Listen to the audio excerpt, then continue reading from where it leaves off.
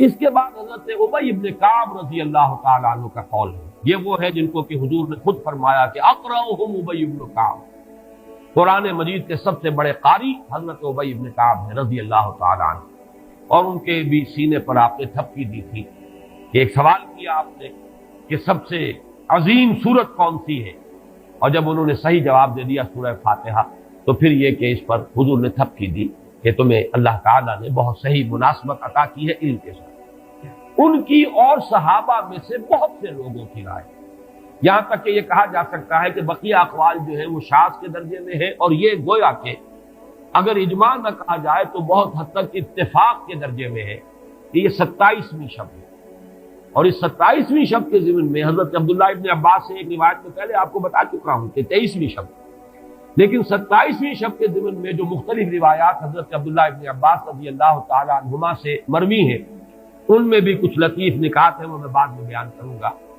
اس کے بعد ایک شاذ قول اور بھی ہے کہ یہ 29ویں شب ہے، تو یہ گویا کہ 9 ہے اقوال، ان میں سے بعض جلیل القدر صحابہ کے ہیں، عبداللہ ابن مسعود، ابو ذر غفاری، ابن عباس، ابی ابن کعب،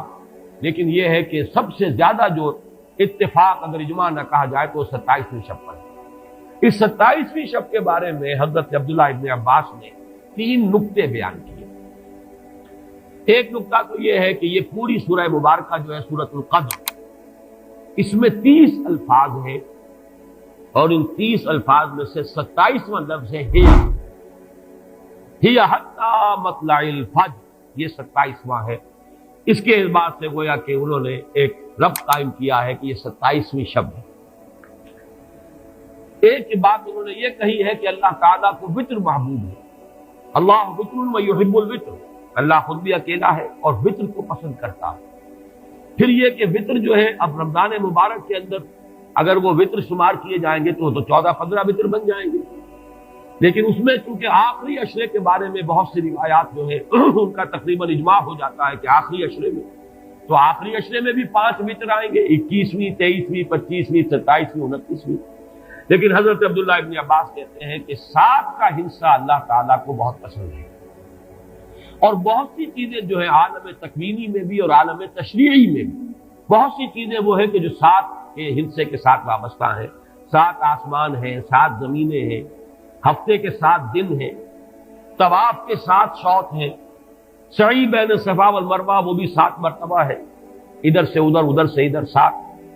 اسی طریقے سے سجدے کے اعضاء بھی 7 ہیں۔